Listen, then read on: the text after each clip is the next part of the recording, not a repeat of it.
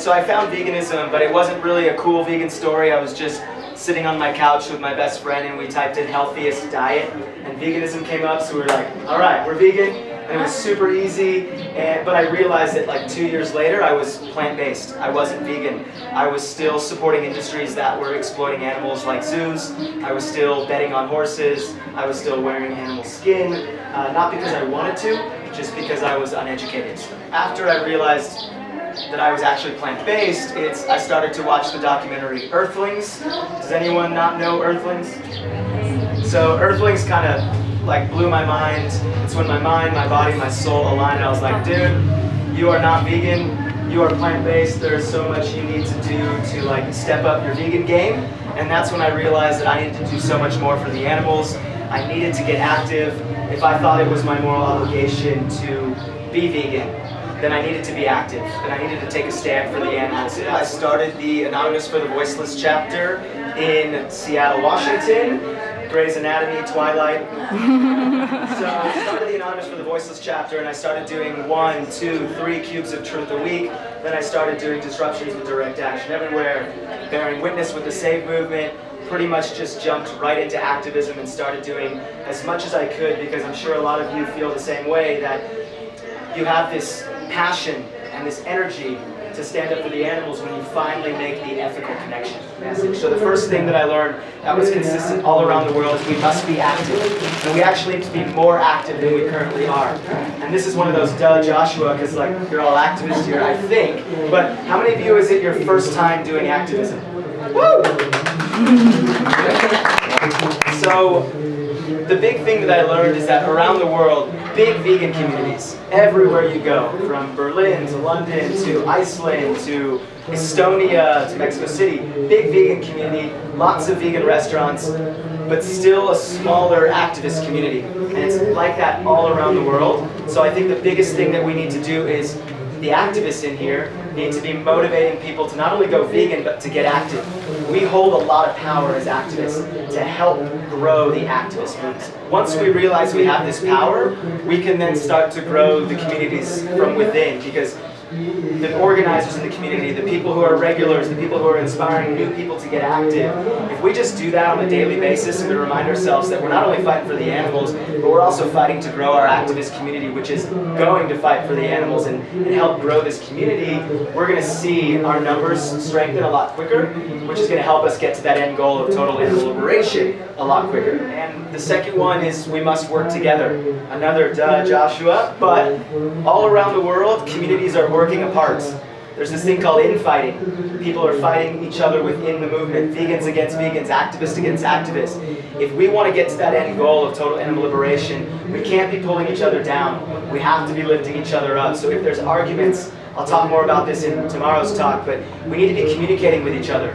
We need to be working together within the community and just communicate and solve our problems instead of screenshot, post on Facebook. You know, that's not the best thing that we should be doing within this movement, but it happens. You laugh, I laugh too, but every community I went to, people are fighting each other, and we need to be working together. So there shouldn't be a my activism is better than your activism, or my organization is better than your organization, or my social media platform is bigger than yours.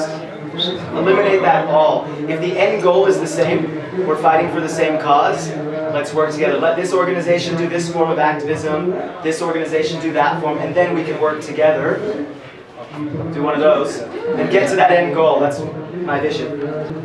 So the third one is we must take care of our headspace, our mindset, what's going on up here. I talk more about that tomorrow. Tomorrow's talk is all about that. But one thing that I found that was consistent all around the world is we have so much passion and energy for fighting for the animals that we neglect to take care of ourselves. We don't give ourselves care or love. Some of us do, but we don't take breaks because we feel if we're taking a break, who's going to be out there fighting for the animals? And we need to be focusing on taking care of ourselves. So I'm sure you've all heard of the term burnout or compassion fatigue, where activists, we experience a lot of primary and secondary trauma, whether it's scrolling on social media, watching slaughterhouse footage, or actually out in front of a slaughterhouse watching the trucks go in and these animals, we deal with a lot. We put a lot in, so if we're not focusing on trying to process that information and process those feelings, it's just going to lead us down the path towards being mentally and physically exhausted, which is going to cause us to burn out. So I actually experienced burnout, severe burnout last year, to where pretty much I was in a place where I was contemplating veganism. Not that I'm going to make a YouTube video saying I'm not vegan anymore, but like it was a really dangerous place for me because I wasn't taking care of myself. So I'll share that story tomorrow and talk about some techniques for how we can really have this balance and be okay with balance. And the last one, we must eliminate fear. A consistent thing all around the world is fear, but the biggest fear is what other people think of us. So it stops vegans, or it stops non-vegans to becoming vegan. It also stops vegans to become active. We fear and we value other people's opinions over our own opinion of ourselves. And I think we do that our entire life. We always think about, oh, what's my mom going to think? What's my friend going to think? And we allow that to dictate our life. But in this case, in this movement, if we allow fear to stop us from aligning our actions with our values and beliefs, we're going to be missing out on creating a lot of change. So if there's a little bit of fear in you that's holding you back from maybe reaching your full potential of activism, try to eliminate it, because the truth is on our side. I'm sure we can all agree that what we do to animals is immoral, unjust, barbaric, fill in whatever word you want. It's bad. So if we have the truth on our side, it doesn't matter what someone else thinks of us. We're standing up for what we believe is right, and we need to continue to push past that fear, because that's how we're going to see mass change, is when all of us eliminate that fear of what people think about us. Who cares if they're like, oh, you're going to be extreme because you're an activist? Okay, maybe I will be, but because I'm fighting for something that has meaning in my life and should have meaning in all of us. How many of you have ever spoken with a random person on the street about veganism? ¿Cuántos de ustedes han hablado con una persona random en la calle acerca del veganismo? Cubos, aunque no sea un cubo. A family member. Un miembro de la familia. A friend. Un amigo. A coworker. Un trabajador. A dog. So basically, I was reading this book by Tony Robbins, and something really jumped out to me, and you might need to read it so you can get it correct, but I just wanted to read what he said in the book. It said, we make all decisions based off whether we assign pain or pleasure to the outcome. Pain or pleasure to something. We make all of our decisions in life, and we choose to have certain behaviors whether something is pleasurable or painful to us. And another thing that he said is, it's easier to avoid pain than to seek pleasure. So this got me thinking about veganism and outreach. So basically I was trying to figure out, like, why isn't everyone just going vegan? Like, slaughterhouse footage, you're crying, why aren't you going vegan? And so what got to me was reading this book, and people have assigned enough pleasure to their current lifestyle. So eating animals, going to the grocery store, the restaurants they go to, that's pleasurable. Thinking about changing that behavior, especially to veganism, new shopping lists, new restaurants, new foods, they've assigned pain to that. So they're not able to change that behavior yet. So in my vegan outreach, helping them assign pain to eating animals and harming animals and wearing animals, but then assigning pleasure to veganism, making veganism seem accessible and easy and pleasurable, because once they've assigned pleasure to veganism and pain to eating animals, the switch is easy. So going along with this, I really wanted to find a way that I can have better outreach conversations. How I could speak with that mom or that kid or that random person on the street and help them make the connection a lot quicker than I was in the beginning. So I realized that every single person that I speak with, friend, family member, person on the street, has different wants, needs, desires, pleasures, pain points, and it's my job or our job to uncover those. Because when we uncover what they want, what they need, what maybe is painful to them or what's pleasurable to them, we're going to more easily be able to help them make the connection to go vegan. So I also used to go into every outreach conversation just only focused on me and my agenda. Of course, I want everyone to go vegan, that's always in my mind, the animals, but I would go into the conversation and like not let them talk. I would just go lecture and be like, no, go vegan, go vegan, you know? That was my conversations, but I was only focusing on me and my agenda, but I quickly realized that outreach conversations have nothing to do with me. I'm always going to keep my goal here, my agenda, but I want to learn about the human being I'm speaking with, or the dog. So I want to make it about relationship building. So when I finally realized this, that it was about the other person, like in sales, if I wanted to sell you my shoes, and I knew nothing about you, and I just went in like, hey, want to buy my shoes? Maybe you don't like brown shoes.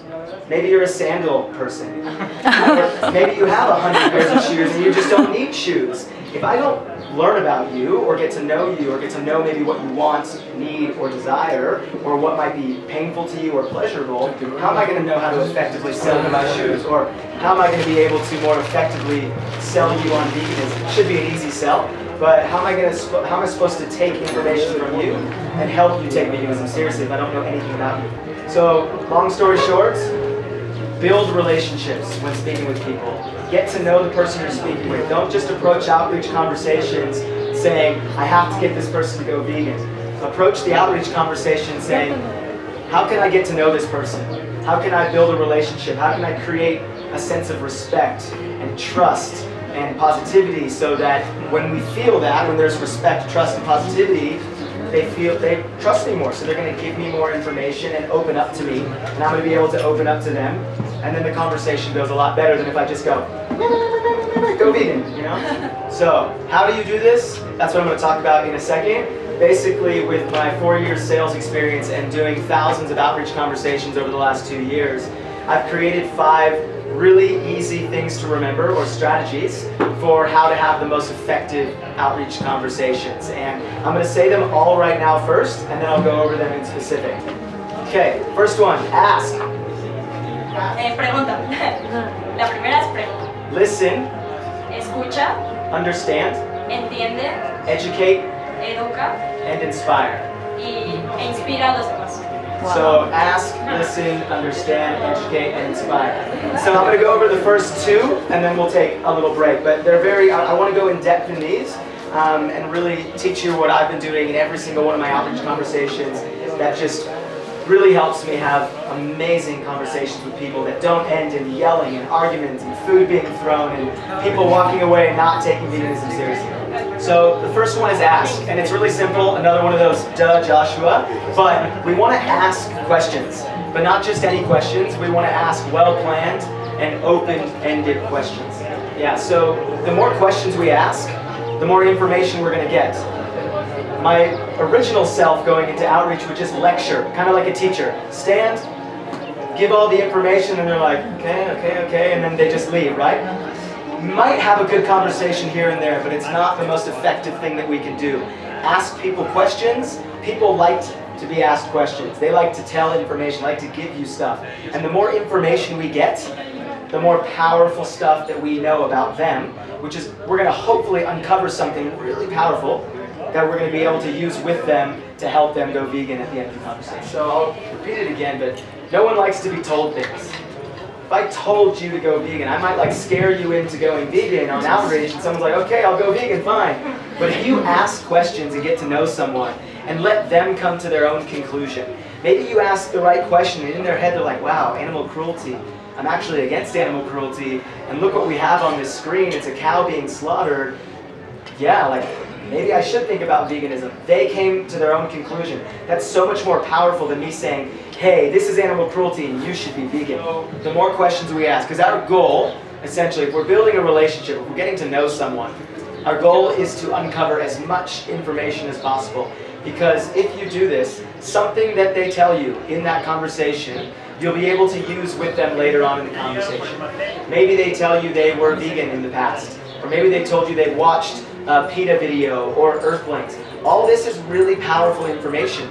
But if you're not asking questions, how are you supposed to know this about the person you're speaking with?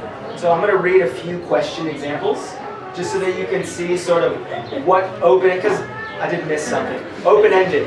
We don't want to ask too many yes or no questions, because if we just go, oh, do you think this is cruel? Yes. Oh, do you think we can be doing something better? Maybe. You want to ask open-ended, get them to talk, get them to give you information. If you could just ask questions the entire conversation and have them talk, that's amazing. So, simple question, how does this footage make you feel? So if we're at a Cube of Truth and we're showing something on a screen, how does watching this make you feel? Or how does this footage make you feel?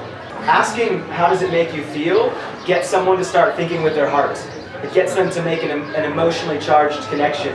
If we're just not getting them to touch into what their heart's saying, their mind is just going to give you all the cognitive dissonance. They're just going to start to, okay, cool. So, no, sorry. Not judging at all, but we want, long story short, you can just say this, we want people to make an emotional connection. So we want them to think with their heart. So how does it make you feel? Gets them to touch into what their heart's actually saying. So next one would be, where have you seen this before? What this question is going to get is where they've seen the footage before. And I used to never ask it, but it's so important because maybe they say, oh, I've seen it on Facebook. Oh, were you able to watch it or did you swipe right through it? Oh, I swiped right through it. Why? Oh, I just couldn't see it. It was too much for my, oh, like, if you couldn't see it, do you think that's your heart trying to tell you something? And then you can lead them down a line of questioning because you asked them where they first saw it. The other thing that they might say, and this has happened to me a few times, where have you seen this footage before?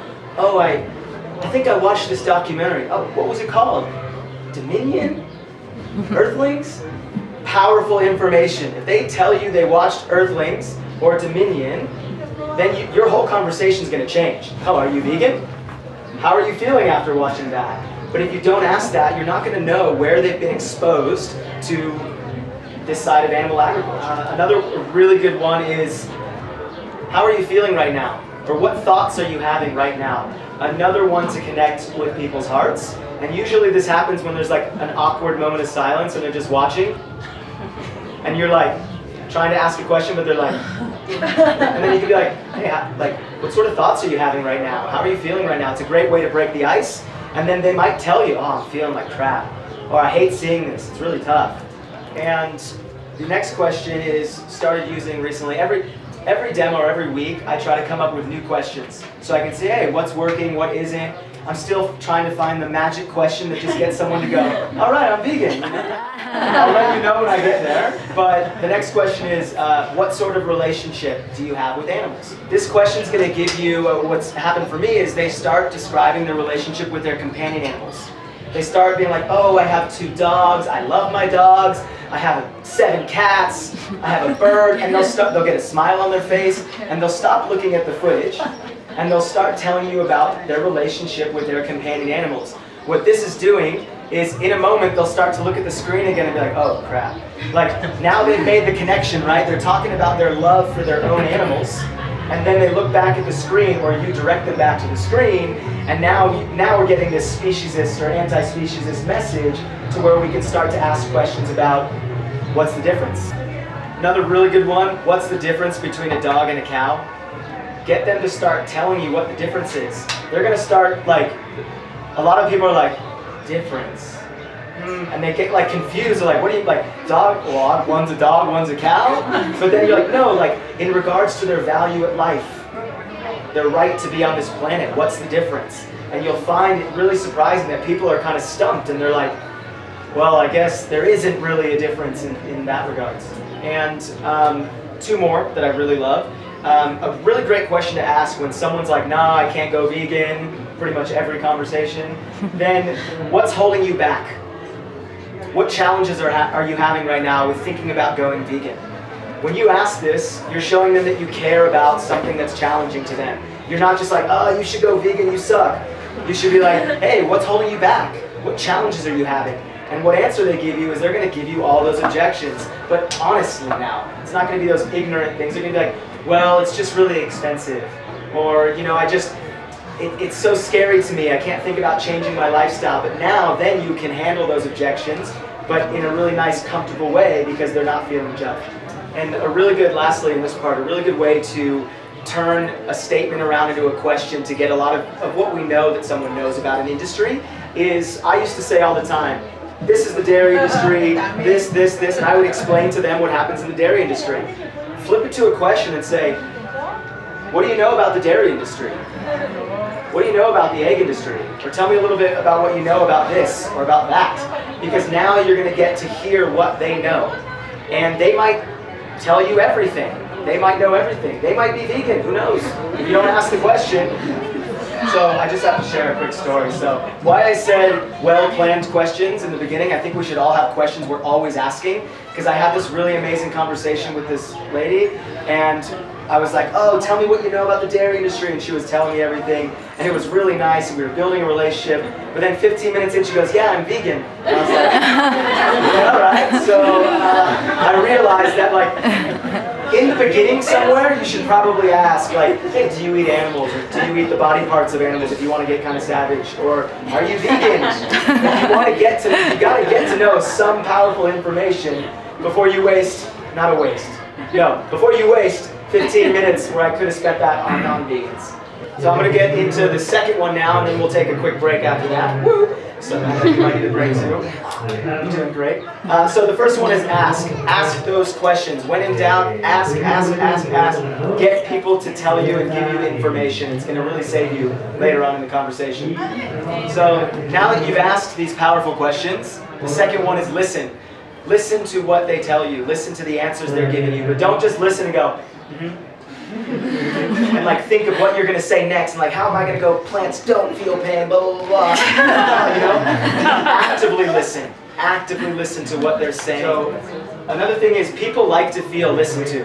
We know what it's like to go hang out with like our best friend, and they're just like on their phone, or like not listening to us, and like we're trying to have a conversation. We don't feel respected. We don't feel that we want to give them all of our information or everything that we have to say. Whereas if someone is listening to us and they're looking at us, they're having this conversation, we feel that energy. We feel like that person's actually listening to us, so we get more information and we receive more information as well. So that's what we should be doing in outreach. Actively listening to the people we're speaking with. Truly care about this person in front of you. It's not only going to help your conversation, but it's going to help us, it's going to help humanity.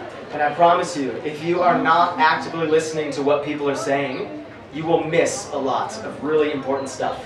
So I'm going to share a quick story with you that pretty much sums all that up. So I was having this conversation with a lady about the dairy industry, and I asked her, tell me what you know about the dairy industry. And she went to tell me that she knows that cows are artificially inseminated. She knows that cows are hooked up to machines and have their milk taken from them. She knew that when cows stop producing milk, that the mothers are killed. But she didn't tell me anything about what happened to the babies. Very powerful information, but because I was listening to her and focusing on it, I was able to uncover what she didn't say. And I stored onto that information, which I'll get to later on in the conversation. Listen to what people are actually verbally saying, but also when they say stuff, they're not going to know everything about the industries or about what you're talking about. So also be laser focused on what's not coming out of their mouth. The information they may be missing. Because 9 times out of 10, this is going to be the juicy vegan nuggets, I call it. These are going to be the really nice pieces of information that you're going to want. That's going to really help you later on in the conversation. Because this lady didn't tell me anything about what happens to the babies. And as we know, that's a very powerful part of the dairy industry. And I feel that could have helped her make the connection, so I held on to that information, and I'm going to use it later in the conversation. So the other part about listening is focusing on the non-verbals. Hand gestures, eye contact, tonality, body posture. It's said that anywhere from 60 to 90% of all communication is nonverbal. So another little story. I was chatting with this lady in Seattle, and she had shopping bags in her hand, but they were like off the ground. She had one foot out of the conversation, and she kept on like trying to look at her watch. And so I was like trying to just get all the information I could and not let her leave. Not the best thing to do. But then for a moment I was like, all right, dude, her nonverbals are telling you something. She has to go. So I stopped what I was saying and I said, hey, it looks like you have to go. Do you just have another minute? I want to talk to you about what's on this screen. Because I did this, I was actively listening to what her body posture, what her eyes were telling me, just what her nonverbals were telling me. So subconsciously, when we do that to people, they feel understood, they feel listened to. They're not thinking, oh, he's listening to what I'm doing with my hands and what I'm doing with my eyes. No, it's a subconscious thing. So what she did was she goes, I appreciate that. I don't know why she said that, but she understood I was listening to her nonverbals. And she goes, I actually have a lunch meeting to get to, but yes, I have another minute. puts her bags down, puts her feet back in the conversation, and then we ended up having like 25-minute conversation. And we were hugging at the end, and she was like, I want to go vegan, so it was amazing. But I'm not saying this is going to happen every time, but if you focus on what people's nonverbals are saying, if they're looking at their watch, be mindful. Pay attention to that and respect their time and their space. And the other thing you can do that'll really help with communication and listening is, they call it mirroring and matching in like the business world. It's if someone is like, maybe like stepping back, we all know what it's like maybe to have the one conversation that starts here and it's like, it ends over there. Like, they probably want to go away, so maybe you need to like calm down your approach a little. Maybe you're too close to them, or maybe you're too energetic and they're like, you know, feeling like they're being attacked. So just kind of match what they're doing. If they're a little bit more relaxed, be a little bit more relaxed and chill. If they're a little bit more high energy, maybe like get a little high energy. And this makes people feel a little bit more understood subconsciously. Cool, so first one is ask. Well-planned, open-ended questions. Ask, ask, ask. Let them speak. Let them give you information. Second one is listen. Listen to what they're saying. Actively listen and store a lot of that information in your head, because you'll use that later. It'll make sense in a little. The third one, which is one of my favorite ones, but also one of the hardest ones to do, is understand. Okay. This is the empathy part. So, quick question. How many of you here, by a show of hands, went vegan overnight? ¿Cuántos de aquí se hicieron veganos de un día a otro? Any vegans their entire life here? Que si alguien ha sido vegano toda su vida. Okay. There was one person in one workshop that they raised their hand, so it like completely threw me for a loop, because then nothing made sense to that person. So I didn't do this to like call you out. I just wanted to show you that if you didn't raise your hand, if you didn't go vegan overnight, you used to eat animals. But if you did go vegan overnight, you still used to eat animals. So the understand part is understanding where the other person's coming from, putting ourselves back in their shoes. This is all about understanding where that person's coming from, because all of us here used to live that lifestyle. As much as we don't want to think about that and we want to try to be like, no, I was not vegan before. I mean, I used to hunt, I used to fish, so I definitely know that side of that lifestyle. So I can't come from a place of judgment. In order to make the conversation as effective as possible, we need to eliminate judgment. Most of the time, doing outreach, or when we've seen outreach conversations online of all the people yelling and activists battling, it's sadly there is this vegan versus non-vegan, I'm right, you're wrong, preachy entitled vegan versus innocent non-vegan mentality. There is this mentality that if we don't come from a place of understanding, that's going to really ruin the conversation, because when someone feels judged, they're not going to give you as much information, they're not going to be as receptive, they're not going to trust you as much, because they feel judged from that preachy entitled vegan. Once we eliminate this I'm right, you're wrong mentality, when we put ourselves back in their shoes, people kind of feel like, oh, okay, this person is normal, this person used to eat animals, because for some reason, people think that we're perfect, we've been vegan our whole life. Like, a lot of people were like, I just thought you were vegan forever. I was like, far from vegan forever. But once we eliminate this, once we give them some sort of validation that we used to eat animals, or we used to hunt, or we used to fish, then they're like, okay, cool. Now there's no judgment, now we talk. So a really easy way to do this is to get that judgment out of the way in the beginning, to create that understanding as close to the beginning as possible. So there is that awkward time when I ask, like, do you eat animals? And they're like, you know, they feel really judged, or like, are you vegan? They're like, vegan, well, you know? And they feel judged, because even having the word vegan in your Instagram bio, when someone reads it, they're like, they feel judged, because it's like, oh, are you more ethical than me? Yes, but they feel judged. We don't want to tell them that, you know, oh, you're laughing at me, nice. We don't want to tell them that, so there's the time when I say, hey, don't worry, I'm not coming from a place of judgment. I totally understand, I used to eat animals. A few things that you can say you'll know when that judgment is there is when you bring up vegan. Because when you bring up that word, or when you talk about that, or when you ask them if they're vegan, you'll see it in their eyes, you'll see it in their body posture. They might even take a step back and look at you and look at the screen and be like, oh crap, like, ugh. So, hey, I totally understand where you're coming from. I'm not judging. I used to eat animals too. Or, hey, I remember how hard it was. I used to eat a lot of cheese. You know, these understanding statements that reinforce that you used to be in their shoes, really helps them feel understood. And now you're on like the same playing field, so it's not preachy, entitled vegan versus innocent non-vegan. It's like, oh hey, now we're speaking on the even playing field. Remember how important it is to feel understood. Go back to that best friend scenario. When we're having that conversation and we're totally having a great combo and you're understanding where I'm coming from, and I feel that, and I feel that connection and that love and that respect, then there's that connection, love, and respect, and now they're going to trust you more. There's going to be more respect. They're going to give you more information. And I've said that so many times, but you get the point.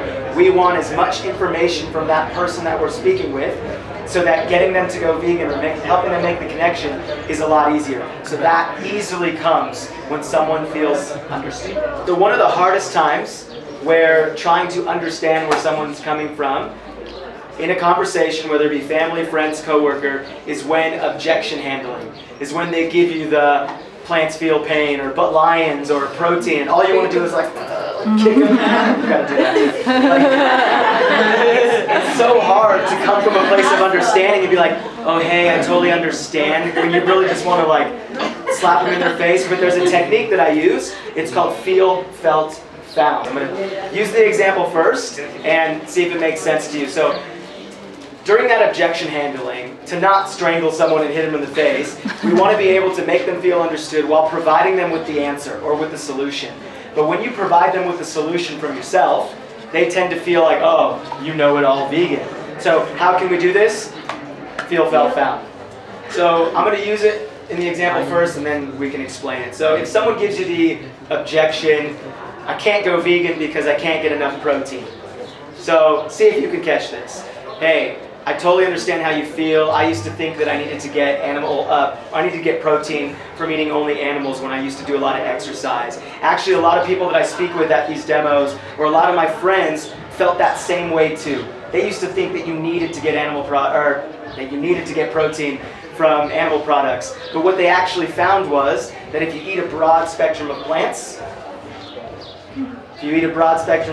or if you eat a lot of plants, you can actually get all of the nutrients that you need. Have you ever thought about that? So the first one, feel. This is the empathy.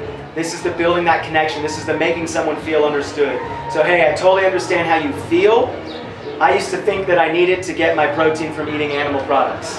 So now you're in their shoes. You're on the same field. But it's not me versus you anymore. Now let's put them part of a bigger group.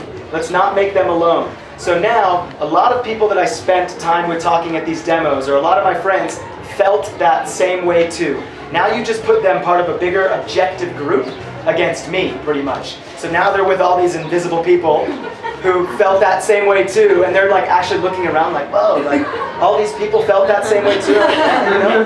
And so, but now they're not alone, and that's the key. Other people felt that too, they're not alone. And now you want to educate them, you want to give them the solution. But the solution isn't coming from me, the entitled, preachy vegan. The solution's coming from this invisible, objective group. But what they found was, now it's this weird subconscious thing. Now they're like, oh, cool, they found this information. So you're still providing them with the information that you're going to say, but it's coming from this bigger group, if that makes sense. It's coming from this group instead of me. So I understand how you feel. Now you're in their shoes. A lot of people felt that way too, and what they found was, and now you give them the solution or the answer. Do this in your outreach conversations. It makes things so much easier when handling objections, because instead of like strangling and punching them in the face, like you're able to calmly take someone maybe from getting really aggressive or giving you this objection, yeah, but lions, what about lions? Like, hey dude, I totally understand how you feel. Like, and you take them down this path of still giving them the correct solution, but it didn't come from you. So this really helps when handling objections. So the fourth one is educate. There's two parts to the education though. First part is super simple, but neglected a lot. It's educate ourselves. Educate ourselves as the activist. I know in the beginning of my activism journey, I thought I knew it all. And I was like, oh, I'm just gonna go do my outreach and know everything about everything, and wasted a lot of energy trying to figure out how to like lie around this argument because I didn't properly educate myself. So first and foremost, use all the resources that we have. Books, YouTubes, documentaries, people within the community and educate yourself so that we can become more professional on all the areas of veganism. So it's as simple as the more educated we are on a certain topic, it's easier for us to talk about that topic. So like in the beginning of my sales career, when I knew nothing about my product, I had the most difficult phone calls because I was like, buy this water bottle. It's really nice. I didn't know anything about the make of the water bottle, where it came from, any cool things about the water bottle. So if we go into doing vegan outreach, or if we're talking to family members and they know we're not as educated, they're going to smell that a mile away. And that's why sometimes having conversations with people in the beginning of activism is difficult, because we're not 100% educated on it yet. So the more we educate ourselves, the more confidence we build, the more conviction we speak with, and the easier it is for us to convey the message. And it doesn't happen overnight. Education is a process, as we all know. I know it's cliche, but I'm literally learning something every time I go out and do activism. And it's okay to not know something. It actually makes you look like more of a normal human being. When you're doing outreach with someone, family member, coworker, you say, hey, I don't know that. I don't spend a lot of my time focusing on the religious side of veganism. I focus my time on the ethical side, but I'm going to go home and research that tonight. Because it's what you do next that's most important. Do you go home and do you educate yourself so next time you might be more prepared? Or do you just shake it off and be like, no, I'll do something else? Educate yourself. It is so important. And then the other part of the education is educate them. Educate the person that you're speaking with. This is when we get to use the hours of watching What the Health and Dominion on repeat and books and documentaries and ebooks and outreach conversations. Now we get to educate the people. Now we get to give them all the information that's up here and in our hearts and convey it to them. Y no solo es educarnos, sino también educarlos y tomar todas esas herramientas que a nosotros nos sirvieron como libros, documentales, y mostrárselos a ellos, todo eso que aprendimos. And the key though with education is I used to think that, once again, lecturing was the best for outreach, that I wanted to just give them the information when we're talking about each industry. If it's the dairy industry, I'm going to educate them all right then. If it's the egg, I'm going to talk all about the egg industry right then. But what I found was, since I'm always trying to be more efficient and effective with my approach, I found that there is always, most of the time, there is a better time to give people really powerful bits of information. I call this tactic filling in the gaps. And what I mean by this is when you have powerful pieces of information. So let's go back to the lady, the dairy, not the dairy lady, but the lady I was talking with about the dairy industry. When she didn't tell me about the baby, what happens to the baby cow, I kept that information. And I knew that there was going to be a powerful time to fill in the gaps, to give her that bit of information that I thought was a more tactful or strategic way to help her make the connection. But we were having this conversation, and when I asked her to tell me what she knows about the dairy industry, right as she was finished, I could have said, oh, hey, and we didn't talk about what happens to the baby cows, and given her the information right there. But anytime you get a really powerful piece of information, a little vegan nugget, store that information for later. Because you're listening, you can keep that in your mind. So throughout the conversation, I was like, all right, I'm still sitting on this really nice piece of information that's really powerful. So I started to ask a few questions that would direct me towards a time that I could give her this bit of information. So I wanted to get her emotionally connected to something. So I was like, she was telling me about like a little bit of her home life, and I was like, hey, tell me a little bit more about what's going on at home. Like, what sort of foods do you eat, this and that. I like to ask about people's home life and just see where they're living, how they're living, if they're willing to tell me. She then quickly started to talk about her daughter.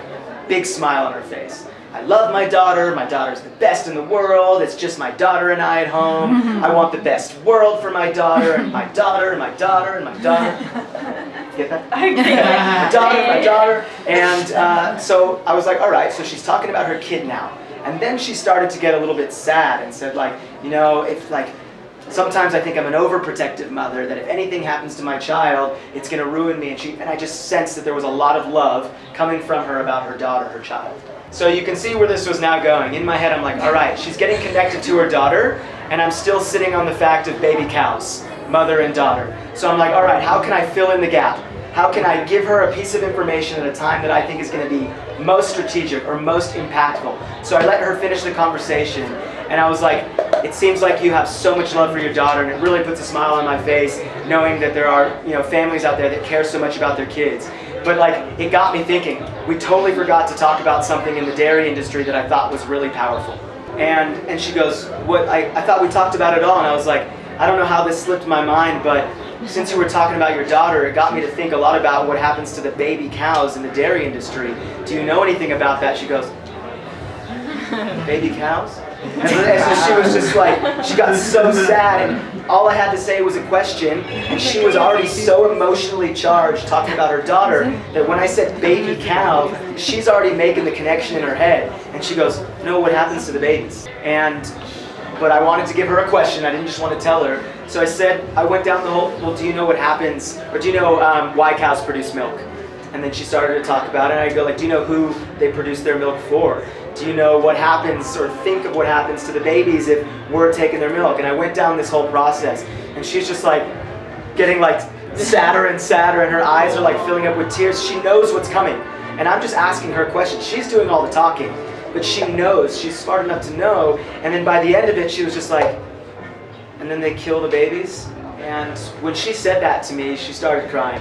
And it was just such a powerful moment because, yes, I probably could have given her that information in the beginning when we were talking about the dairy industry. She may have made the connection there. Who knows?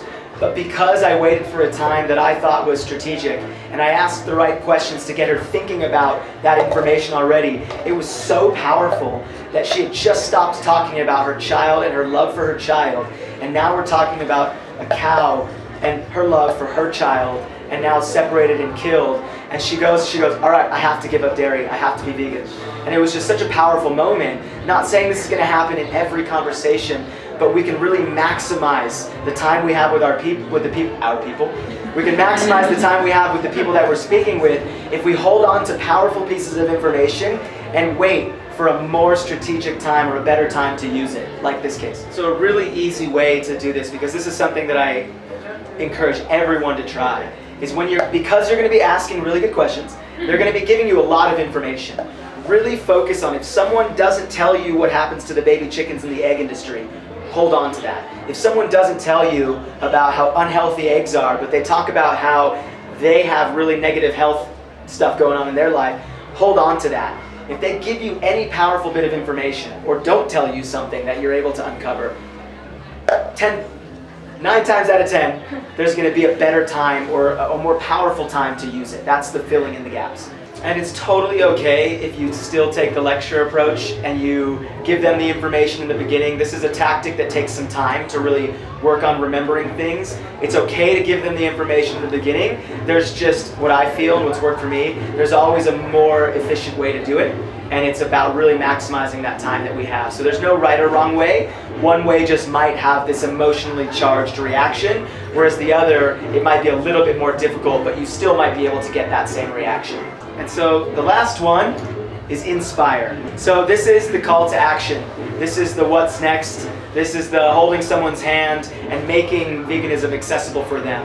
And a lot of outreach that I've heard from other activists around the world, they have really amazing conversations, but lack a really powerful call to action of what's next. So I was watching this, has anyone seen Chasing Coral on Netflix? ¿Alguien ha visto como persiguiendo coral? Yeah, sure. So basically it's a documentary that shows how human beings are really messing up the coral reef and that we're killing the coral reef. And so I was watching this documentary and I'm like, how can I do more? I want to save the coral reef now and do this type of activism. And at the end of the movie it was like, for more information visit www. And I'm like, what do I do? What's next? Like, I wanted them to give me like a how do I get involved, but there was not a strong call to action, so I didn't even go to the website. So the same thing goes with vegan outreach, and same within the beginning for having conversations with friends or family or an Uber driver or someone on a plane. Like, it happens. And I would have these conversations, or I would hear people have these conversations, and at the end be like, oh, thank you so much, really appreciate the talk, have a great day. Like, you just had this amazing conversation, but you didn't give them a what's next. They're motivated, they're charged, they're encouraged, but they don't have the next step. Or you've given them a very simple next step, like Challenge 20. Do you have Challenge 22 here? Yeah. Okay, so Challenge 22, which is a free 22-day vegan challenge on Facebook. But I always thought, is there something more efficient that I could be doing? So not only is it like so important, if not the most important thing we can do, is to give every single person we speak to, or speak with, some call to action. Don't have a conversation, I'll flip it to a positive. have all your vegan conversations ending in some sort of what's next, or a step process for them.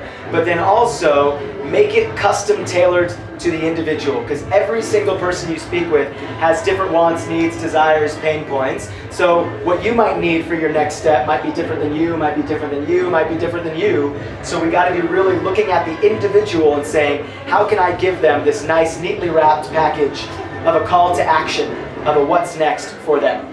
And I used to think that every outreach conversation that I had ended in a, here, try challenge 22, here, try challenge 22. Okay. So I love this is great. So that's how I used to think that I ended every outreach conversation. Yes, Challenge 22 is a great resource, but it might work for some person, but it might not for another. So that's when I really came up with the idea that everyone we speak with needs something special for them. So I'm going to give 2 stories that will really help define this, because I was speaking with a 14-year-old kid, 14 years old in Seattle. Great conversation. He was so vegan in his mind and in his heart, and agreed that everything on the screen was wrong, and really wanted to be vegan. When I asked him what's holding you back, he goes, my mom. My mom won't let me be vegan. She hates vegans. She said she'll ground me if I go vegan or talk about veganism. She buys all the food. She checks my internet. Yes. So giving him a card and saying try challenge 22, probably not the best call to action for him. But old me would have given him the card anyway and said, hey, try challenge 22. But his mom would have been like, oh, he's on Facebook doing this vegan thing? No, he's not doing it. So I found that this kid needs something specific to him. He needs something special. He needs something that's going to help motivate him and inspire him, so that when he leaves the conversation with me, I feel like I've done everything I could instead of just dishing out challenge 22. So this is when I first sort of had the idea that I need to start really thinking about the person I'm speaking with and catering my call to action to them.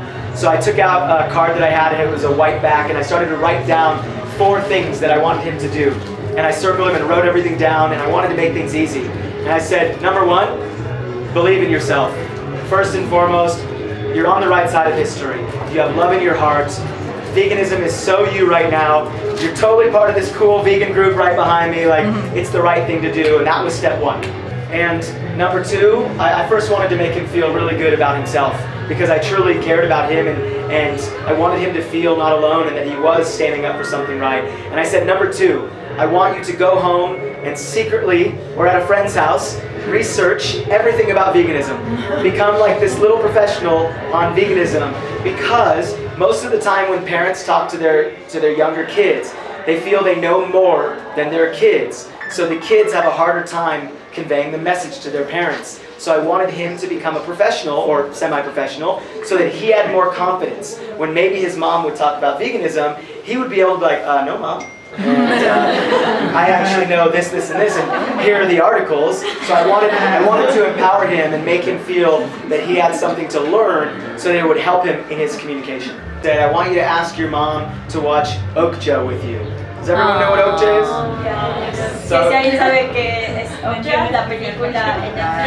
Yeah, so basically it's a really nice, I would say, family-friendly animal ag vegan video to watch, because for 75% of the movie it's you're building this relationship with Okja, this pig, and this girl, and you're feeling love, and then activists come in and you're like, woo! And then it's this, and this, and then it's CGI slaughterhouse. And so it's a nice way to trick parents into making this connection. And so I wanted him to, I always recommend that for kids. I say, hey, ask your parents if they'll watch Okja with you. And the 4th one, ask your mom to just support you. Ask for support, sit down, be open and honest, and just say, Mom, I'm not trying to get you to go vegan right now. Maybe she's already vegan because of Okja. But just ask for the support. A lot of people don't ask for support. They go for the big home run. They're like, go vegan. All of my family go vegan. But really, if we can just get support first, if we can get support and live our vegan life first, then it's going to be easier for them to see that, oh, cooking vegan's not bad. Oh, they're healthy. Oh, they're standing up for something that's really, really good. So I gave him these 4 steps, and he had the biggest smile on his face, and he walked away I gave him something for him. This nice, perfectly wrapped gift of a call to action for him. So that's what we should be doing for every single person that we speak with. So this kid walked away with really actionable steps, something that he could start now, not just Challenge 22. And yes, Challenge 22 might work for a lot of your conversations. A lot of people might just be ready and they're like, all right, I need some support. But a lot of other people need something for them. So you're going to want to uncover that throughout the conversation. So I'm going to try to make my next story really, really quick because I think it's an important one. So another man in Seattle I was talking with, I was trying to get him to make the ethical connection. He goes, yes, it's cruel, blah, blah, blah, but health. My family has poor health, cancer, heart disease. Health was really important to him. He kept on telling me about his unhealthy family and himself. So I was like, all right, dude, I should listen. He cares about health. That's his pain point. So at the end of the conversation, giving him the call to action, I didn't just give him a card and say, try Challenge 22. He probably would have just put it in his pocket and walked away and been like, all right. What I did was I said, hey, it seems like you're really interested in the health. He goes, I am. How did you know? Like, I was listening to you, you know? So my specific call to action for him, what I wanted to leave him with, something he could do now, is I said, hey, I totally understand. It seems like health is really important to you. And I got some homework for you. I love saying I got some homework for some reason. It works. And I was like, there's this book that changed my life. It's called The China Study. It's all about health. And I started to name a few of the diseases he was talking about, just to, that were in the book. And he goes, wow, that seems really, really interesting. And then he pulls out his phone and he's like on his phone. And I'm just like, did I lose him? Like, why is he on his phone? Is he texting someone? And he shows me his phone and he's got the China Study pulled up on Amazon Prime. And he goes, and he buys the book. And I was like, can I get a hug? Like, it's amazing. And not saying this is going to happen in every conversation, but because I was mindful of his pain point, health was something big for him. I always double check with the ethical side because I only think veganism is about the ethical side. But I double checked on that. He was against it, but I tailored to his pain point, to health. And now the book's going to show up at his door in 2 days. And so giving him Challenge 22, which I mentioned, I said, after you read the book, here's Challenge 22 if you need any more help. But I gave him something now. I gave him something that he could do that was specific for what he was desiring. And he bought the book, and that was a really beautiful conversation. And then the last thing about the inspiring part that I always forgot before, and most activists do, make them feel like they have true power when they leave. Make them feel empowered. Make them feel like they can truly make a difference today. Because a lot of people don't, oh, what could I do? I'm just one person. 3 meals a day, 4 meals a day, the clothes that you buy, the industries that you support, not going to the zoo, not buying tickets in to go bet on horses. Every single person has power to make a huge difference in the life of one living being, and then thousands over their lifetime. So I always like to encourage people at the end and say, hey, and I know it might seem like a lot, and I know it might seem like changing your whole lifestyle, which it essentially is, but you have so much power, and let that motivate you to keep going, because you are truly making a difference in the lives of individuals, in the planet, and for your own health as well. So I always like to leave people feeling super motivated. So what I actually recommend people doing is, next time you have that conversation with mom, dad, friend, someone on the street at a queue, focus on one of these that you really want to strengthen in your own outreach. So if going to the Cube tomorrow or having that conversation with your friend tomorrow, you want to focus on asking more questions, then go home tonight or tomorrow and write down some questions. Look at some stuff online and focus on asking more questions. If it's you want to be a better listener, focus on listening better in that conversation. Really actively listen. If it's you want to focus on understanding more, then just focus that whole conversation on trying to understand. Same thing goes with education. If you want to learn to educate better by filling in the gaps, or if you want to learn on strengthening your call to action. Pick one, and then as your conversations go, they just all come together, and it's like, I do this in my non-vegan outreach conversations. I'm talking like this. So it really helps change your communication strategies. I want to quickly mention something about the Cube of Truth, Anonymous for the Voiceless, and then we'll open up to a Q&A if anyone has any questions that they want to ask. How many of you have never done a Cube of Truth? ¿Cuántos de ustedes nunca han ido a un cubo de la verdad? How many of you don't know what a Cube of Truth is? ¿Cuántos de ustedes no saben lo que es un cubo de la verdad? 1, nice. 2, I like it. So, no, it's nice. I love when there's new activists and people who don't know. So basically, I'll give a quick background. Anonymous for the Voiceless They're an animal rights organization that specializes in street activism. And that street activism demonstration is called the Cube of Truth. People standing in a cube formation, so shoulder to shoulder. Some people are holding computers and TVs and signs that are showing what happens in animal agriculture. And we stand in a cube formation wearing white masks, and we let the public come watch, and then we have conversations with people about what they're seeing, and we hopefully have them take veganism seriously.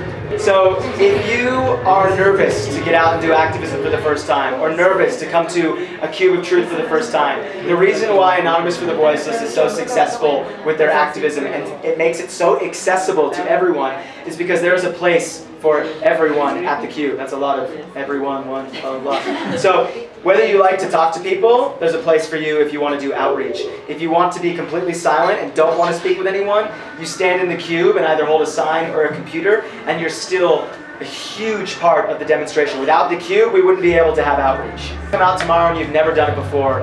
We wear as close to all black as possible because it just goes to like a uniform.